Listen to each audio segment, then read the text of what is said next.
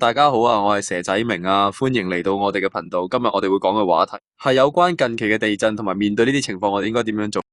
首先講嘅係311地震，或者可以叫做2011年日本東北大地震。呢場地震唔單止係一場自然災害，仲引發咗一系列嘅海嘯同埋核災，對日本同全世界都造成咗深遠嘅影響。今日我會同大家分享呢場地震嘅背景、發生過程、影響同埋之後嘅重建工作。希望透過呢段影片，大家可以更加了解呢個事件，並且對受災者表達我哋嘅關心。首先，我哋要了解一下日本嘅地理環境。日本位於環太平洋火環上，呢個地區地震活動非常頻繁。根據地質學家嘅研究，日本每年都會經歷數千次地震，但大部分都係輕微嘅，唔會對人類生活造成影響。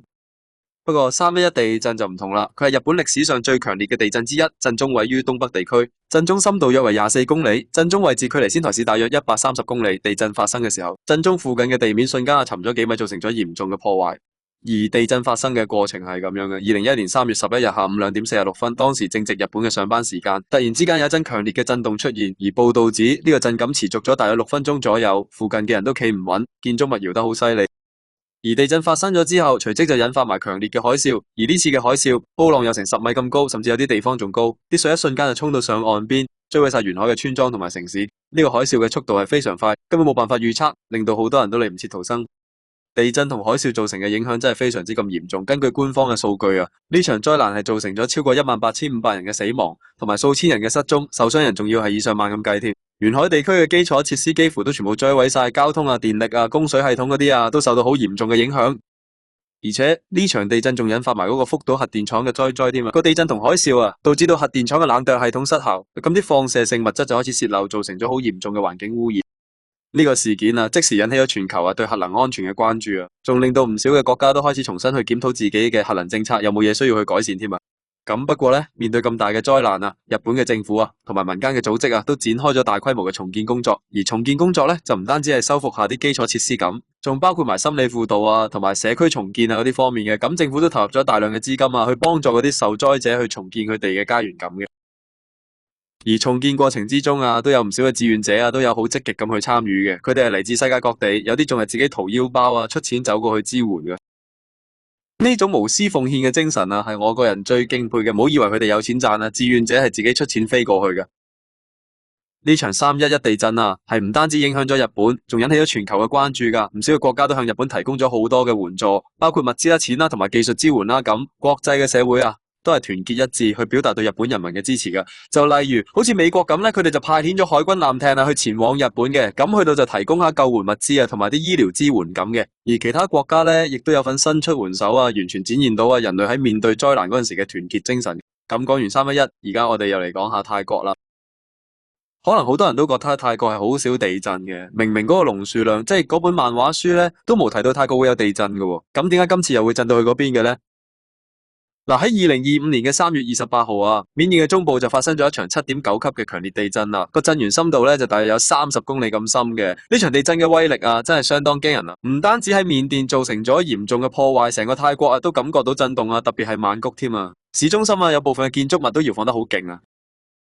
而喺曼谷嘅學圖克區啊，有一棟興建緊嘅有30層高嘅摩天大樓，30層就叫做摩天大樓噶啦。可能係因為泰國啲樓都係咁啩，咁佢就係因為今次嘅地震呢，一嘢就冧咗落嚟啦。呢棟大樓啊，原本係計劃咧就作為泰國審計署嘅新辦公大樓嚟嘅。哇，好在未開始用就唔係到時真係死得仲多人添啊！呢單工程咧就由泰國同中國公司合作承建嘅，而今次嘅大樓倒塌事件咧，官方就公布啊，係造成至少10個人死亡，同埋咧有數十人失蹤，仲有多人受傷隱話。嗱，咁有專家又指出咯，今次大樓倒塌係可能涉及到設計上嘅缺陷或者係施工上嘅問題，特別係採用嘅無梁樓板嘅設計啊，喺成日有地震嘅地區啊，都表現得比較差嘅。呢次事件啊，亦引起咗社會對建築嘅質量嘅關注啊。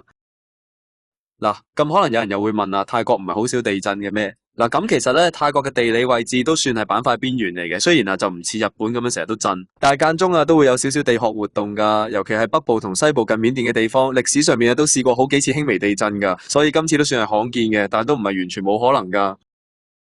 咁聽咗咁多有關各地發生嘅地震之後，我哋又有冇開始反思，諗下點樣可以減少到未來災難會帶嚟嘅影響感呢？例如加強下地震預警系統嘅投資啊，提升建築物嘅抗震能力啊，同埋教育下啲市民感啊，點去應對地震同海嘯呢啲自然災害感啊。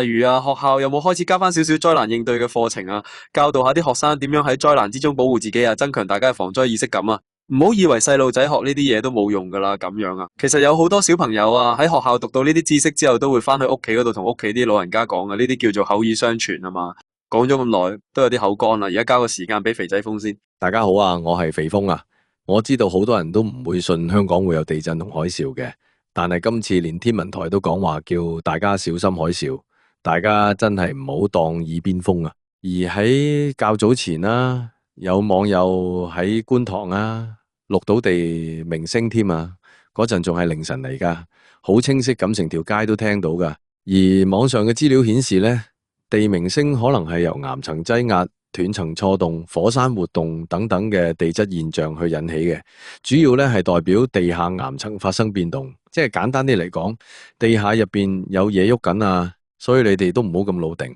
以為香港實冇地震啊。嗱至於香港萬一如果真係發生地震，你哋可能都會認為實死冇生噶啦，諗嚟都冇用噶。咁講真，大自然嘅嘢係冇得避噶，但係做得嘅就盡量做咯。譬如係儲備定啲乾糧啊、水啊，同埋日常用品咁咯。至於做唔做，自己決定啦。仲有幾個月嘅啫，有錢就留定啲傍身啦。嗱，你哋除咗睇呢個專頁之外啊，仲可以去下面條連結點讚、分享同埋訂閱我哋嘅頻道，